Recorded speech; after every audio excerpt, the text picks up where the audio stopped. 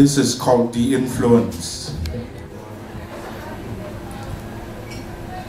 October 4th.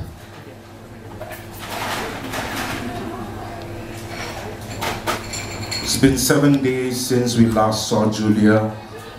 She abandoned everything, even the painting. John believes she's dead. I don't know what to believe. I could hear it in her voice, he said. She kept going on and on in the voicemail about how the lovelies went past, but we didn't know how to kill it. Why did she sound so guilty? Why was she so scared? When the line went dead, John's heart went cold.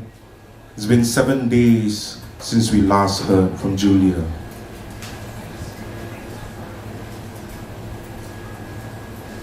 July 26 was our first contact with the influence. We each saw the same thing, the same light, each in our own homes, the same time. It was the influence that chose us, claiming us with the sound of our names on his tongue. We all heard the same voice. We all saw the same thing.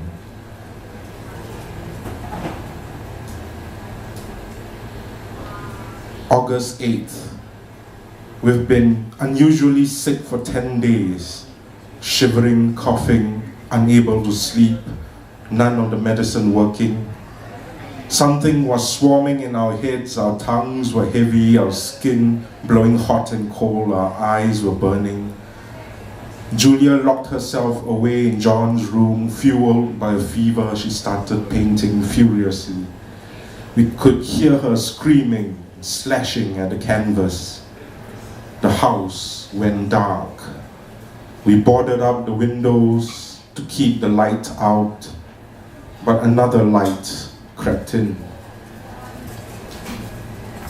Slowly moving across the bare black walls into our raw, exposed dreams, some foreign inward force compelled me to write disconnected words, words with no meaning. A bass door, phosphorus, anathema, trapezoid, Marduk. John studied my scrawling, noted the peaks and valleys. They are formulas for a cure, he said. I didn't know what I was writing. How do you know? I asked. The influence knows. It watches us, teaches us, directs us. The first dose had to be just right.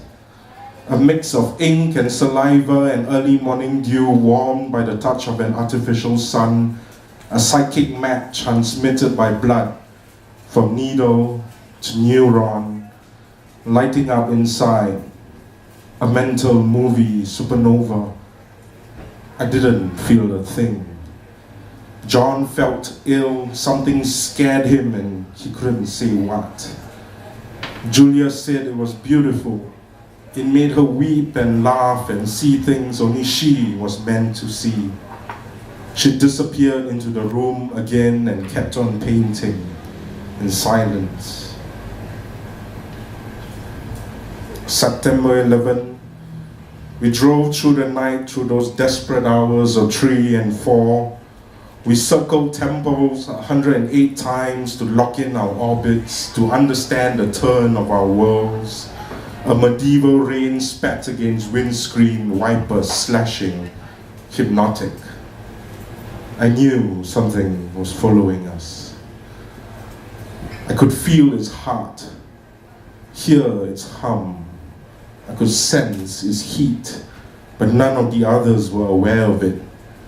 I sat behind John, who was driving the passenger seat turned all the way down.